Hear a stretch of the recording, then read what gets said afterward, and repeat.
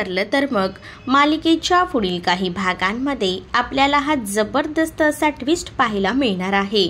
पण त्याआधी तुम्ही व्हिडिओला लाईक नक्कीच करा। तर या भागात आपल्याला पाहायला मिळणार आहे की कशा पद्धतीने प्रियाला जेव्हा शिक्षा सुनावली जाणार आहे ना, तेव्हा प्रिया रविराजचे हातपाय धरताना दिसणार आहे। आणि सोबतच तुम्हाला सांगते की आता अश्विन समोर प्रतिमाच्या गोळ्यांचं सत्य देखील येणार आहे। ते कसं, चला तर मग आजच्या या भागाला आपण सुरुवात करूया। खरं तर आता अर्जुनची ही शेवटची केस असते, म्हणजेच अर्जुनचं हे शेवटचं या केसचं इयरिंग असतं।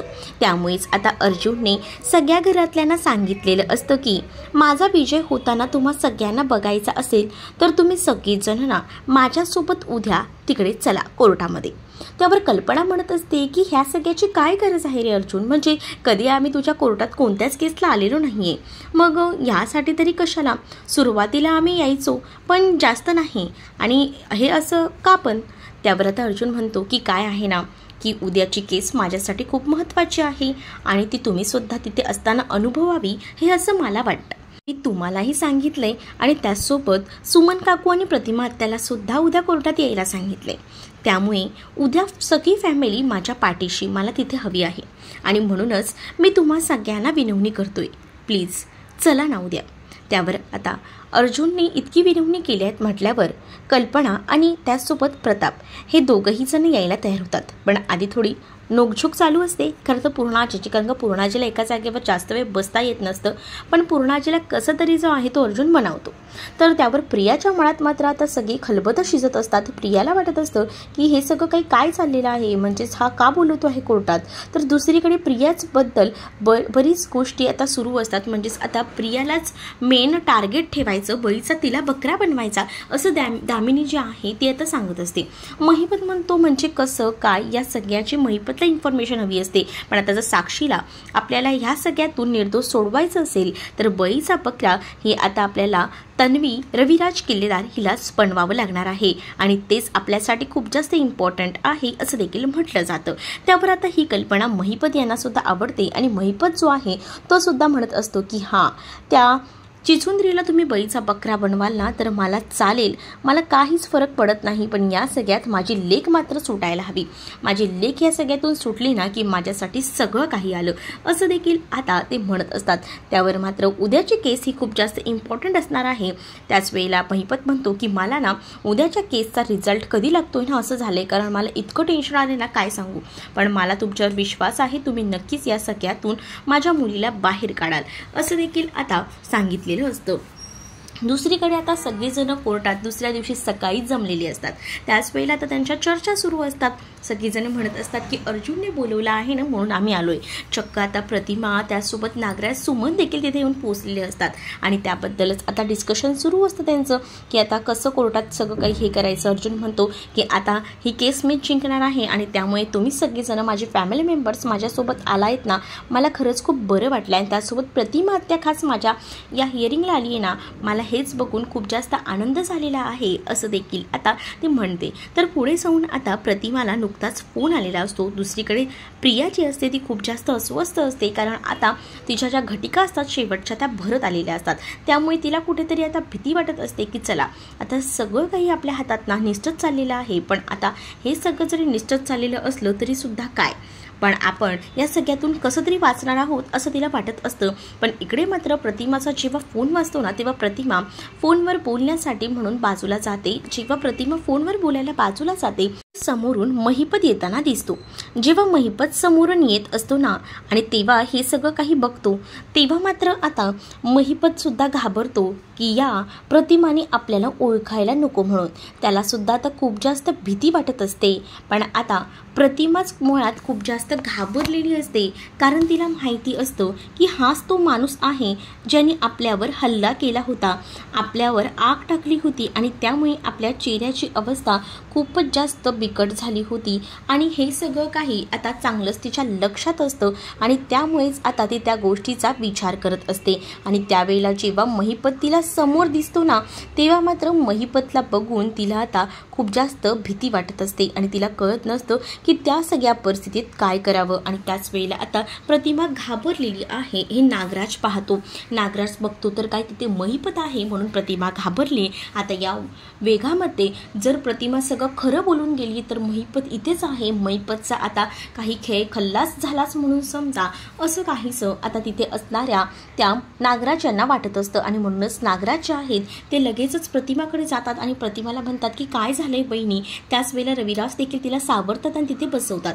आता मुळात मुद्दा येतो की सगळीच जण कसं काय प्रतिमाला पुन्हा घरी घेऊन जाणार, कारण का कोर्टात थांबणं देखील सायलीला इम्पॉर्टंट असतं. खरं तर सायलीला ना तिथे जायचं असतं, परंतु सायलीला कल्पना आणि त्याचसोबत प्रताप देखील म्हणतात की इतके दिवस ज्या ह्या सगळ्या क्षणाची तू वाट बघत होतीस तो क्षण आता अखेरीस तू आलेला आहे आणि तू कुठे चालली आहेस. त्याच वेळेला अश्विन म्हणतो की थांबा, तुम्ही कोणीही जाऊ नका, मी जातो. आणि आता अश्विन जो आहे तो आता जायला निघालेलाच असतो. आणि ज्या वेळेला अश्विन जो आहे तो जायला निघतो तेव्हा मात्र प्रिया खूप जास्त खुश होते आणि प्रिया म्हणत असते की बरं झालं अश्विन, तू तुझ्या जावयाचं कर्तव्य निभावतोयस आणि तू जातोयस ना, ते बरं झालं, असं देखील ती आता म्हणत असते. अश्विन जो आहे तो आता प्रतिमाला घेऊन चाललेला असतो.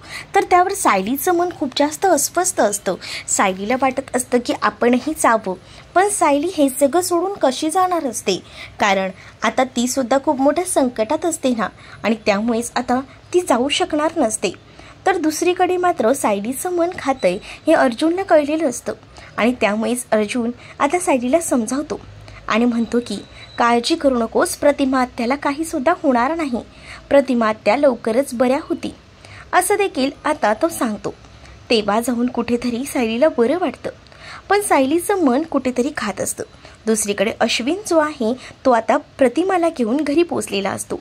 त्याच वेळेला आता प्रतिमाची ही झालेली अवस्था अश्विनला सुद्धा सहन होत नसते. म्हणजेच प्रतिमाला हा त्रास असा अचानक कसा काय होऊ लागलेला आहे हे आता त्याला कळत नसतं.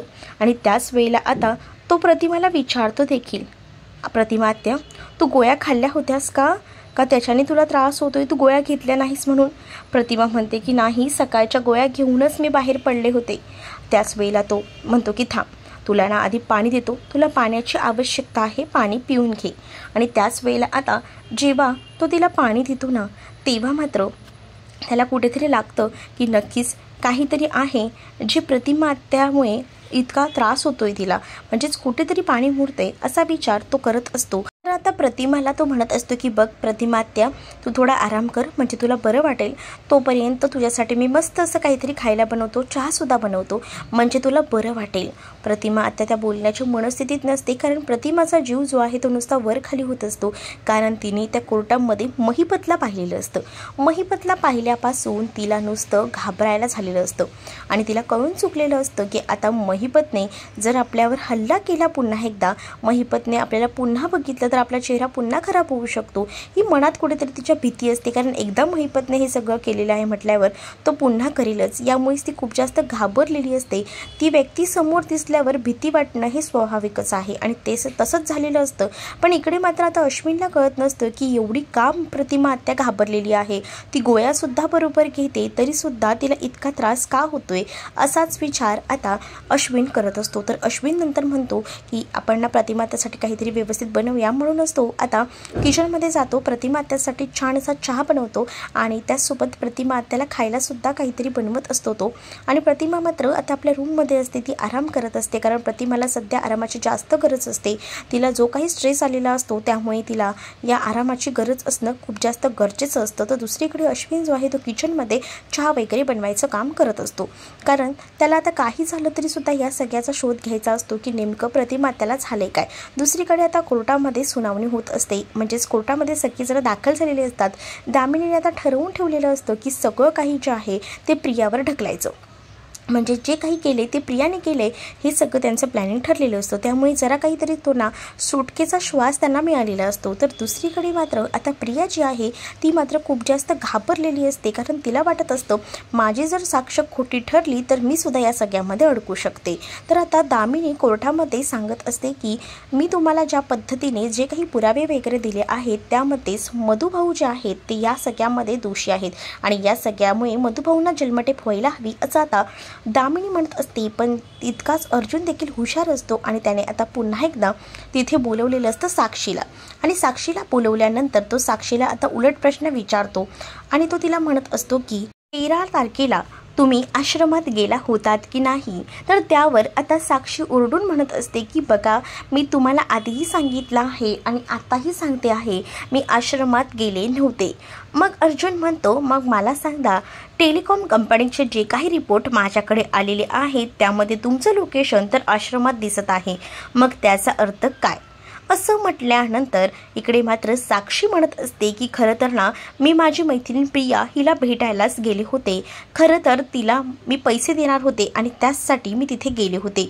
माझ्याकडे तिचे पैसे बाकी होते याचं कारण तिनं काहीतरी दिलेलं असतो. त्याच वेळेला आता अर्जुनला तेच तर हवं असतं.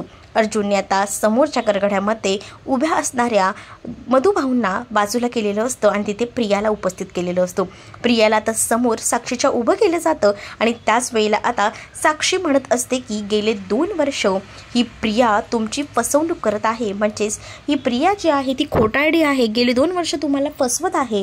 जे काही आहे ते सगळं काही या प्रियानेच केलेलं आहे असे आरोप देखील आता साक्षी करू लागते. त्यावर प्रिया जी आहे ती खूप जास्त घाबरते, कारण साक्षी तर आता दामिनीने सांगितल्याप्रमाणेच वागत असते. कारण मुळात आधी जे काही दामिनीने सांगितलेलं असतं तसं न वागल्यामुळे आज तिच्यावर ही वेळ आलेली असते आणि आज हा शेवटचा क्षण असतो. तेव्हा साक्षीला काही झालं तरी आपलं कातडं वाचवणं तितकंच गरजेचं असतं आणि म्हणूनच ती आता कोणताही विचार न करता सगळे काही जे काही कारनामे तिने केलेले आहेत, खून केलेला आहे तो सगळा काही आता प्रियाच्या अंगावर टाकून देतात आणि प्रियानेच हे सगळं केले. आणि त्याचबरोबर कोर्टाची दिशाभूल करण्याचं काम देखील 2 वर्ष प्रियानेच केलेलं आहे. प्रिया खोटं बोलते आणि खून देखील प्रियानेच केलेला आहे असं देखील साक्षी आता ठामपणे सांगते. जेव्हा साक्षी असं सगळं काही सांगते तेव्हा मात्र प्रिया घाबरते आणि प्रिया आता घाबरून सगळं काही सत्य बोलून जाते. म्हणजेच प्रिया यावेळेला सांगत असते की नाही ही सगळं काही साक्षी जे आहे ते खोटं बोलते, मी असं काहीच केलेलं नाही आहे. खून केला असेल तर तो केला आहे तो म्हणजे साक्षीने, मी फक्त तिथे होते आणि मी हे सगळं पाहिलेलं आहे. पण बंदुकीने गोळी घालायचं काम हे साक्षीनेच केलेलं आहे हे आता प्रियाने सांगितलेलं असतं. कारण इतके दिवस प्रियाची जी काही साक्ष होती ती सांगत होती की साक्षीला नाही तर मधुभाऊने गोळी घातली आहे, पण आज ही प्रिया चक्क खरं बोललेली असते या सगळ्या आवेगामध्ये. आणि प्रिया जेव्हा हे सगळं काही खरं बोलते म्हणजेच साक्षीनेच हा खून केला आहे, साक्षीनेच बंदुकीतनं गोळी झाडलेली आहे हे सत्य जेव्हा आता प्रिया बोलते तेव्हा मात्र आता कोर्टात हे सिद्ध होतं की साक्षात साक्षीनेच खून केला आहे. त्यावर अर्जुन म्हणतो milord point to be noted, स्वतः इतके दिवस ज्या खोटं बोलत होत्या त्यांनी आज सगळं सत्य खरं खरं सांगितलं आहे. त्यामुळे आता तो पॉईंट देखील जज जे आहेत ते एकदम पर्टिक्युलरली लिहून घेतात. पण त्यावेळेला दामिनीमध्येच उठते आणि दामिनी उठून बोलू लागते की हे सगळं खोटं आहे, साक्षीने नाही तर प्रियानेच हा खून केला आहे असं देखील म्हटलं जातं.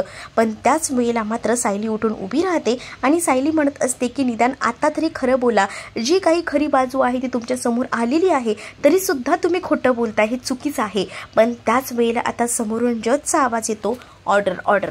त्याबरोबर सगळ्यांना शांत बसणं गरजेचं असतं, कारण तिथे आता वाद वाढू शकतात हे जजना माहिती असतं. त्यामुळे आता जजने सगळ्यांना शांत केलेलं असतं आणि ते म्हणत असतात की आता ह्या सगळ्याचा जो काही आढावा आहे तो मी घेणार आहे आणि तुम्हा सगळ्यांना याचा निकालसुद्धा सांगणार आहे. आणि जेव्हा या सगळ्याचा निकाल आता सांगणार असतात तेव्हा मात्र साक्षी प्रिया दोघीही जणी एकमेकांकडे रागाने पाहत असतात. त्याचबरोबर दामिनी मात्र खूप जास्त घाबरलेली असते, कारण आता इथे स्वतः प्रियाने जितके दिवस साक्ष देत होती तेव्हा खोटं बोलत होती आणि आता सगळं काही तिने स्वतःहून कबूल केलेलं आहे. त्यामुळे आता खूप जास्त मोठं टेन्शन जे आहे ते आता आलेलं असतं आणि ते टेन्शन आल्यामुळेच आता कळत नसतं दामिनीला सुद्धा की काय करावं, कारण हातातनं सगळी केस जी आहे ती अशी निसटून गेलेली असते.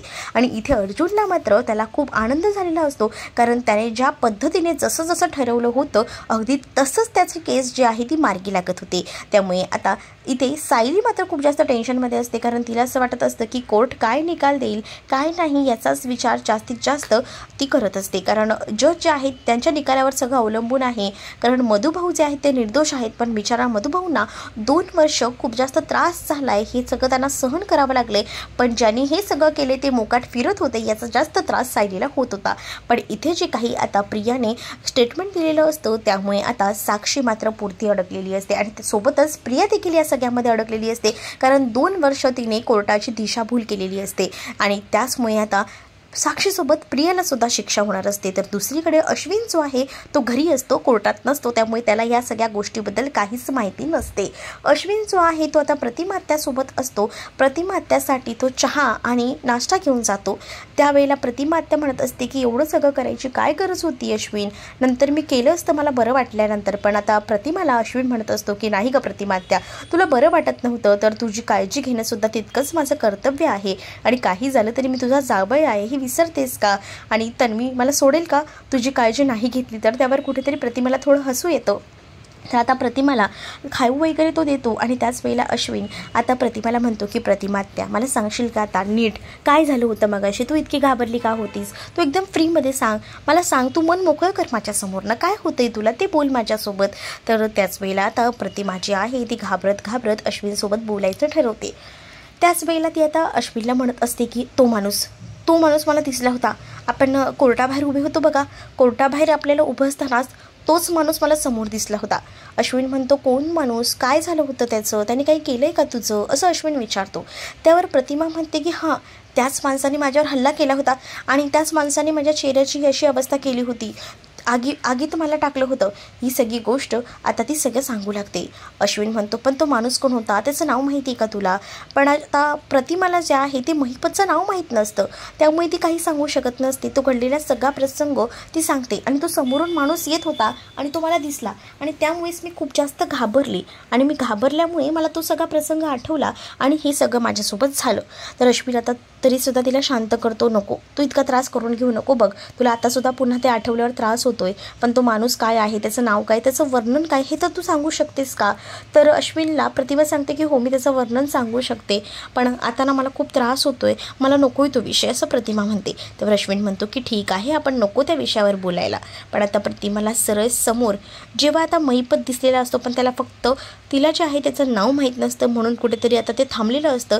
पण त्या माणसाबद्दल जेव्हा सांगितलेलं असतं तेव्हा अश्विन देखील विचार करतो की कोर्टाच्या बाहेर नेमका असा कोणता माणूस होता की ज्याने एवढा त्रास प्रतिमात्याला दिला आहे आणि त्यामुळे प्रतिमात्या इतक्या मोठ्या स्ट्रेसमध्ये आहे याचा सुद्धा तो विचार करतो. आता ती पुन्हा अशी घाबरलेली असते, त्यामुळे आता दुपारसुद्धा झालेली असते आणि तिच्या गोळ्यांचा दुसरा टर्नसुद्धा आलेला असतो आणि त्यामुळे आता अश्विन म्हणत असतो की प्रतिमात्या तुझ्या गोळ्या कुठे आहेत मला सांग, तुला गोळ्यासुद्धा द्यायला हव्यात ना. आणि त्याच वेळेला आता कपाटात ठेवलेल्या गोळ्या ज्या आहेत तो त्या काढायला जातो आणि त्याच वेळेला आता त्या गोळ्या कुठे त्याला सापडत नसतात. तर ती त्याला हिला विचारतो प्रतिमाला की गोळ्या कुठे ठेवल्या आहेत. तर प्रतिमा आता सांगते की गोळ्या ज्या आहेत ना त्या खालच्या ड्रॉवरमध्ये आहेत. जेव्हा तो गोळ्या काढतो तेव्हा आता त्या गोळ्या द्यायला जातो. मेन म्हणजे जी मुख्य गोळी असते तिच्या मेमरीची ती गोळी जेव्हा द्यायला जातो तेव्हा त्या गोळीवरचं नाव वाचतो. ते गोळीवरचं नाव तर त्याला एकदम परफेक्ट वाटतं, म्हणजे डॉक्टरांनी जे लिहून दिलेलं आहे त्या गोळीवरचं ते सेम नाव असतं. आणि त्यानंतर जेव्हा तो ती गोळीची डबी उघडतो तेव्हा त्यामध्ये वेगळीच गोळी त्याला जाणवते. तो विचार करतो ह्या गोळीचं नाव हे आहे तर ही गोळी अशी कशी, कारण का तो सुद्धा एक डॉक्टर आहे आणि त्याला गोळ्यांबद्दल थोडं का होईना नॉलेज आहेच आणि त्यामुळे त्याला डाऊट येतो की ही गोळी वेगळी आहे आणि हे पॅकेजिंग जे आहे ते वेगळं आहे. त्यामुळे तो म्हणतो की मला सांग आत्या की तू रोज ह्याच गोळ्या खातेस का. तर प्रतिमात्या सांगते की हो मी रोज ह्याच गोळ्या घेते, ह्याच गोळ्या मला दिल्या जातात, सुमन येऊन देत असते मला गोळ्या, असं देखील सांगितलं जातं. पण आता कुठेतरी डाऊट वाटत असतो आणि म्हणूनच तो आता लगेच त्याच्या ज्या ओळखीमध्ये मेडिकल स्टोअरवाले असतात त्यांना कॉन्टॅक्ट करतो आणि त्यांना या औषधाचा आणि त्याचसोबत त्या गोळीच्या बॉटलचा फोटो पाठवतो आणि त्यांना म्हणत असतो की जरा मला सांगा ही गोळी परफेक्ट आहे का, म्हणजेच ही जी काही गोळीची बॉटल आहे त्याच्यावर जे पॅकेजिंग केलेलं आहे त्या नावाप्रमाणे खरोखरप्रमाणेच ही गोळी आहे का ही तपासणी करण्यासाठी तो मेडिकल स्टोअरला कॉल करतो आणि त्याच वेळेला आता त्याच्याकडनं त्यांना कळतं की नाही ही गोळी ही चुकीची आहे, म्हणजेच गोळी जी आहे ती आतली वेगळी आहे आणि जे पॅकेजिंगची बॉटल आहे ती वेगळी आहे हे आता अश्विनला कळलेलं असतं आणि त्यामुळे अश्विन जो आहे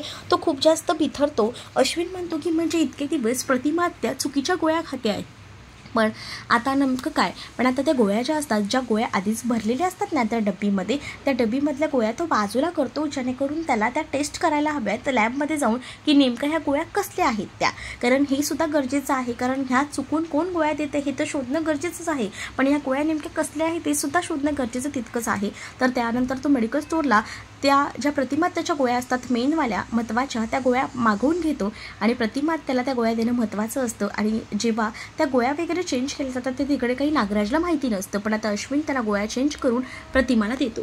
दुसरीकडे आता कोर्टामध्ये जज जे असतात ते आता निकाल सांगतात आणि त्याच वेळेला त्या निकालामध्ये असं सांगितलं जातं की जी साक्षी शिखरे आहे तिला जन्मठेपाची शिक्षा झालेली आहे आणि त्याचबरोबर समोरील असलेली प्रिया जी इतकी वर्ष कोर्टाचा विनाकारण वेळ वाया घालवलेला आहे, प्रिया मधुकर म्हणजेच त्याचसोबत तन्वी किल्लेदार या ज्या आहेत यांना 3 वर्षाची शिक्षा सुनावली गेलेली आहे। हे सगळं ऐकल्यानंतर इकडे मात्र आता धक्का सुभेदार कुटुंबाला बसलेला असतो, कारण सुभेदार कुटुंबाची सून जी असते ती प्रिया आता झालेली असते आणि त्यामुळे जेव्हा जज साहेब जी घोषणा देतात तेव्हा मात्र आता खूप जास्त भीती जी आहे ती इतर लोकांना आता वाटत असते, म्हणजे सुभेदार कुटुंबातील प्रत्येक मेंबर्सना। दामिनी आता पुरती हरलेली असते आणि आता साक्षी ती तर मात्र रडकुंडीला येते, कारण आता तिची शिक्षा ही जन्मठेपेची झालेली असते आणि त्यामुळे आता काहीच ती करू शकणार नसते। तर महिपत तर पूर्णपणे कोलमडून गेलेला असतो, कारण त्याचा एकमेव आधार त्याची मुलगी असते आणि इतकी सगळी घटना घडवून पैसा देऊन सुद्धा अखेरीस त्याच्या मुलीला शिक्षा झालेली असते आणि ती सुद्धा या प्रियामुळे। पण आता प्रियाला सुद्धा 3 वर्षाची शिक्षा झाल्यामुळे कल्पना खूप जास्त टेन्शनमध्ये असते, तर दुसरीकडे सुमनला सुद्धा धक्का बसलेला असतो, कारण त्यांच्या तन्वीला ही 3 वर्षाची तुरुंगवासाची शिक्षा झालेली असते। तर त्यानंतर रविराजांना खूप जास्त राग येत असतो, कारण रविराजांनी दरवेळेला प्रियाला विचारलेलं होतं की हे सत्य काय आहे मला सांग, पण जेव्हा आता कोर्टात शिक्षा सुनावली जाते ना तेव्हा मात्र प्रिया खूप जास्त घाबरते आणि प्रिया लगेच आता पाय धरायला येते रविराजांचे आणि म्हणत असते की प्लीज बाबा माझी सुटका करा, यातून माझी काही चूक नाही आहे, मी काही केलेलं नाही आहे। त्यावर रविराज तिला लाथाडतात, कारण रविराजांना माहिती असतं की इतके दिवस ही जी काही खोटं बोललेली आहे त्याची शिक्षा तरी हिला व्हायलाच हवी। प्रिया जरी विनवणी करत बोलत असली तरी सुद्धा रविराज तिला आता काडी मात्र ही किंमत देत नसतात।